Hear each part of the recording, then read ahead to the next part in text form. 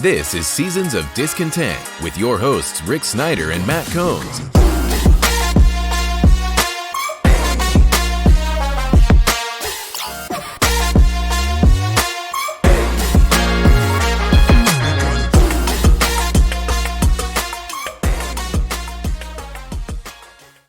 Welcome to Seasons of Discontent, Season 11, Episode 4, brought to you by Rick Snyder's Washington. And I'm Rick Snyder. I'm Matt. And we're back discussing all things Washington sports and life as part of the mighty Rick Snyder social media network. You can find me wherever, except TikTok. I don't do that. Please, God, don't get a TikTok and start doing dances. Well, you only have to do like 10 seconds or something. That's, I almost had an OnlyFans one until I found out, what that was about. But yeah, there'll be a lot of shirtless podcasts on that one. Yeah, it was I wondered why they wanted me to take my shirt off. It was strange. All right, so we go right away to the pick because most of you don't last very long to whole full podcast. Washington's playing Tampa. I'm going to take Tampa Bay 27-24. Damn. Feel free to pick one yourself. I mean, I'm kind of leaning the same way, but just to be different, give me Washington 24, Tampa 21. Ooh, Homer Simpson comes with the first pick. I just do it to be different. But no, I mean, this is definitely a 50-50 game. This is definitely a coin flip game, if you ask me. I know, look, Tampa's more established. Obviously, they've got bigger superstars in Mike Evans and Chris Godwin. And, but is Baker Mayfield really is he going to be worth the $100 million or whatever they gave him? I mean, I don't know. I've never been sold on Baker. Plus that defense is really taking a hit, I don't know. We'll see. I think this is a game that Washington could go in and steal. It was interesting yesterday. Todd Bowles, the Tampa Bay coach, said, if we're worried about the quarterback and not the other 10, the Redskins are going to kill us. And everybody went, "Ooh, you said Redskins." Oh, shame on you. And then people backed him like, well, he did play here for a number of years and he was a Redskin. Yes. And down in Tampa, I guess they haven't gotten the memo yet about you have to be woke. So it was just kind of funny. I hadn't heard anybody do that in a little while. No, they do it on, you catch some of the announcers. I know a lot of the games you're at the stadium, but you catch a lot of the announcers on Fox and CBS accidentally saying it. It's just natural. I mean, I'm sorry, Rick, they were the Redskins for 80 some years. You know what I mean? It's kind of hard after just a couple to call them the Commanders. I still do it. I still call them the Redskins, and it's not on purpose. Yeah, I slip on it and say, mostly when I want to talk about Redskin Park, I say it that way a lot when it's Commanders Park. Well, we're still going to call it FedEx. We're still going to call it Redskins Park. Yeah. I mean, it's just, it's not FedEx anymore. We talked about that last week. It's not, it's Commanders Park out in Ashburn now. I mean, until, and we've talked about it. I mean, I know Harris has come out and said it'll never be the Redskins again, but the Commanders name isn't going to be worth getting to remember because I don't think it's going to stick around for, within 5 years. Yeah, I say barring a Super Bowl win, then you're stuck with it. I think he will change it, but I don't think it's going to be in the next few years. I think it'll be a good 5. Yeah. That's when the new stadium more or less is coming. And around. That's what I've always said. If they want to get this stadium done by 2030, they got 6 years. What better chance to completely rebrand, new stadium, new team name, new jerseys, new helmets, all that good stuff. Just do it all in one fell swoop and call it a day. Some people want to call the Northwest Stadium the Fed. I'm not. I don't know what for Federal Express. We never called it the Fed for Federal Express. Well, no, it's Northwest Federal Credit Union. Okay, so that's why they're calling it the Fed. Yeah, they want to. You got the link for Lincoln Financial Field. They're just gonna call it the Fed. And Northwest, it just sounds like, hey, we're going to Northwest Stadium. What? It's named after a section of the city. I used to call it Fed Up Stadium. So yeah, I called it Fed Up Field. Yeah, see how that works. This will be Jaden Daniels' first game in the preseason. Nobody shows you anything. I saw Daniels was down at LSU holding up his Heisman Trophy to the crowd. Yep, I saw that too. But he got away for a couple of days because, hey, after this, you're back in the mindset for 6 months. But yep. I think it's going to be interesting. I like JD. I think he's going to be good. It could be very good. But this is the first one. Todd Bowles is no fool on the other side.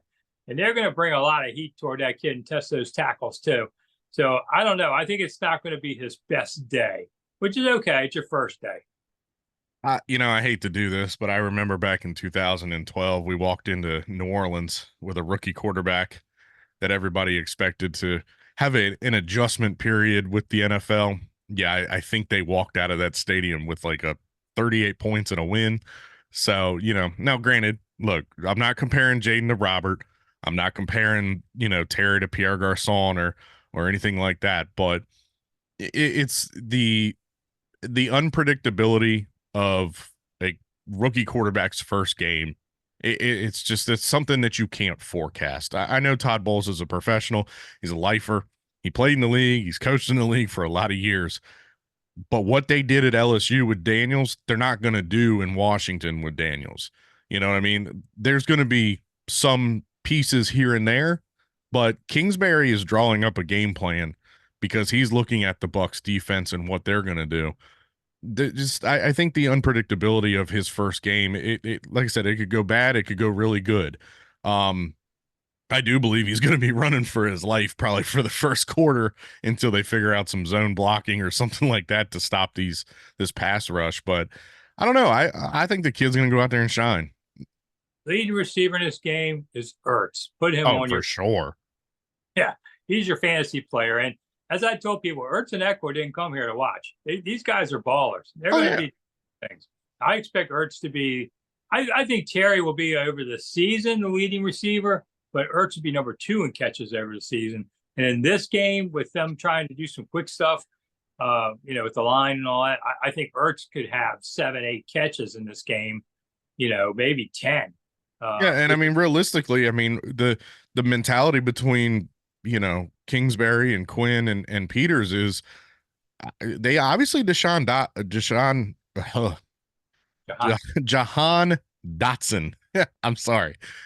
Jahan Dotson was expendable. So either do they believe in De'Ami Brown that much, or, was Dotson just not a fit?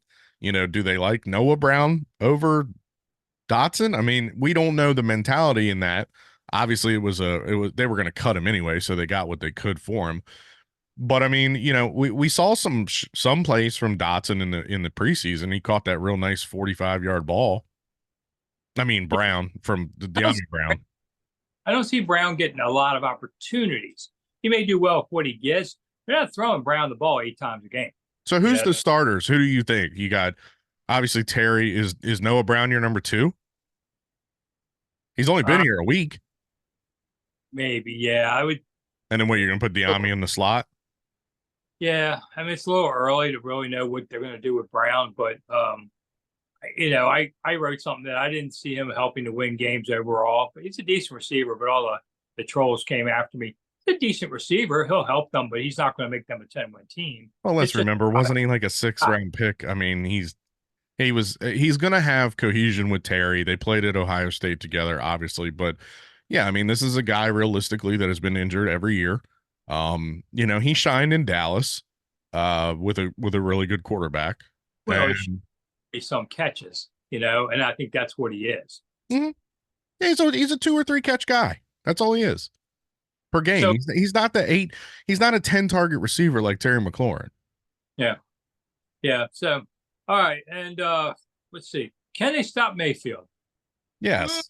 I mean, Mayfield's not a great quarterback, and I think he might be ranked around 10th in the league, which just shows you the league sucks. So on his good days, he's a good quarterback. You just don't know what day that is. It's not always Sunday. Sometimes it's Wednesday. Right, exactly. Yeah, so, Mayfield's he's a wishy-washy quarterback. I get what you're saying. That's the question too. Can you stop him? So overall, I don't know. I don't see it as a 50-50 game. I think the Bucs win this one. Even though I only picked them by 3, I think they control this game. There's too many new parts to this team. Too many new players. There'll be some mistakes because you don't have that chemistry. We didn't have it anyway. But in the secondary, you're going to see some busted plays, and for long gains and touchdowns. And Tampa's going to take advantage of that newness to everything with this team. And if they keep it close, that's probably a win in some respects. And that's real quick. That's the thing. A lot of people want to talk about, obviously Emmanuel Forbes, but what happened to Benjamin St-Juste? I mean, 2 seasons ago, we thought, wow, we've really locked up a cornerback. And then last year he was just meh. And this year he's looked not good in the preseason. I mean, talk about Yeah. a fall from grace. I mean, what was he, a 3rd-round draft pick? I mean, this is a guy that you expected to be penciled in as a starter. Yeah. I mean, he's not fast enough, I think, more than anything. And he's He's not big. I mean, he's a big boy, He's a guy that can start on a bad team. All right. which he did for the past 2 seasons. But could he start on a good team? Not really. My value on him is he's maybe an average player, and that's about it. Now, maybe you can play him a different way, and maybe that'll help. I don't know. But last year I thought it was a noticeable drop off. Yeah, and I'll be honest with you, Rick. Of the cuts that Peters made this year, it kind of really should have shown everyone, like, hey, these players that we've kind of embraced and pumped up, and in our own brains have made these megastars. Only what 2 of them were claimed. KJ Henry and Castro Fields was a depth player. Who claims Castro Fields? I mean, honestly, he did nothing here. I know that claim. That's got to be. It's got to be that. What was that? Carolina. That's got to be a special teams claim. Yeah. I mean, the first 6 games to me set the tone of the season. What's going to be? You have at Tampa, then you play the Giants at home. You got to win that game because they outplay the Giants so often and lose the last few. Then you got to get a Monday Night Football Cincinnati. I don't like their chances there. Then you got to go across country on a short week to Arizona. That doesn't help. Then you're playing Cleveland at home, which is a decent team, and then you're at Baltimore. Those first 6 games, you better not come out of there 1-5. But it's not going to be easy to be 3-3 would be a victory to come out of that. Yeah, I mean max 2 and 4. I would say 2 and 4 is the most likely. If I had to bet the over under, it'd be a 2. They got They got a chance at 2 and 4, possibly 3 and 3. I think they could upset the Bucs. They definitely should beat the Giants, but they never do. And then Arizona, it's a short week. Kyler Murray's coming back from injury.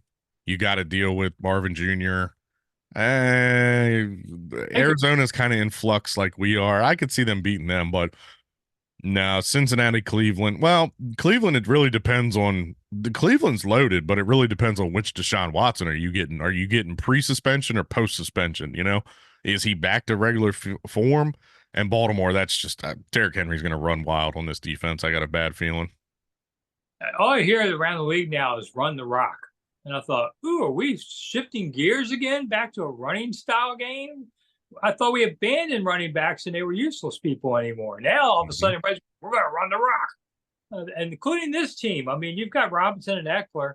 Robinson has not had a 1,000-yard season yet. Yes, I know he was shot. I'll give him a break on that one. But even last year's offense was a disaster where they let him just sit on the bench. I mean, God, he barely ran the guy. So he's kind of still a pretty young new back.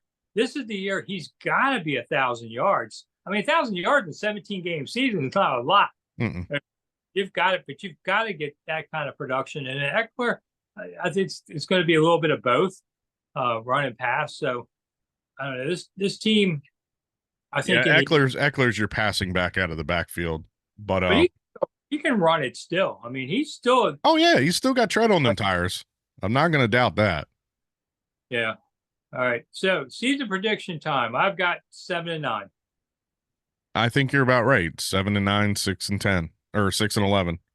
Yeah, I'm sorry, 6-11 or 7-10, not 7-9. There's 17 games now, Rick. I'm sorry. That's right. I can't count anymore. Woo, I got to change my idea. 7-10. Yeah, I'm going 6-11, 7-10. Trust me, I'm still just like we say Redskins and Redskins Park. We still think there's only 16 games. Yeah, I forgot about that. And by the way, real quick, 1,000-yard season is 58 yards a game. I think you can get 58 yards a game. Well, not so far, but let's hope so. Yeah, when I saw Vegas put up the over/under on wins at 6.5, I thought, damn, that's really a sharp number. You really got to think. It's not like they said 5 and you go, oh, no problem, 5. They'll be 6.5. You really got to sit there and think, can they do it or not? That's why the Vegas is not a town of poor people, which I'll be in Vegas in about 2 weeks. So it's not as fun anymore. We have casinos and all that stuff here now. No. So yeah, I'm going to go see a bunch of other things around Vegas on there. My wife Go was born check in out. Vegas. I think. Oh no, you're not going to be in there in October. They're getting ready to blow up the Tropicana because isn't Yeah. that where they're putting the A's stadium? Yeah, I've been in Tropicana. I was in the Sands right before they blew it up. I have connection to Vegas and been there a lot over the years, but I've been in a number of years. So we're looking forward to going to see a lot of different things, have friends in Vegas, that kind Are of you stuff. going to the Sphere or the Sphere? Going there for the Eagles concert. So I thought you were going to go see Jalen Hurts and AJ Brown. Oh, that'd be cool. I don't know. It's going to be the Sphere. I'll give it that. I like. Maybe they'll put that smiley face thing that watches you and everything. It's really cool. And Pawn Stars got to go in and try and see what I can buy there. Buy I mean that honestly, Pawn Stars that pawn shop is right up your alley because that's Rick loves Rick, the owner of the shop, not you, but you too. Rick loves all that old Civil War memorabilia and old World War II memorabilia. Like he loves all that old military stuff. So you and him have that in common. It's funny because Vegas wasn't around in the Civil War. I know, right? Yeah, they come around to the GIs of World War II or crossing the desert to California and needed a place to stop. Yep. And hey, we can have them stop at our hotels and spend all their money. That's how. So Vegas really is like an 80-year-old city on there, but it's still going to be fun to see it again on there. So, will I make any bets? I don't know. You can make bets here now. That's the thing. You can make a sports bet. You can make it on your phone. I was going to say, I can make a bet right now on my phone sitting here doing this podcast if we wanted to. Yeah, I agree. I mean, and I think that's why Vegas is trying to get football teams and baseball teams and hockey teams, and they're trying to get more attractions aside just from the casino, with gambling being worldwide or nationwide. And, they're trying to get more things out there for you to see, not just go gambling and drinking and walking through the streets half drunk. I'm leaving Vegas right about kickoff for the Raiders game, and I did think about staying an extra day, but then the next day is the Monday night game here. Well, not here, but Cincinnati. So I had to decide to come back. I was really tempted to go to a Raiders game in that place just to see it. Would have been cool. My wife probably would have hated it, so I'd say, yes. All right, we're out of here. I'm Rick Snyder. I'm Matt. We'll be back on Tuesday next week. Yep. Hopefully. Everything, as long as the Starship over here doesn't blow up again. Yeah, we'll see what happens. See you soon. Bye. Thanks for listening to Seasons of Discontent with your hosts Rick Snyder and Matt Combs.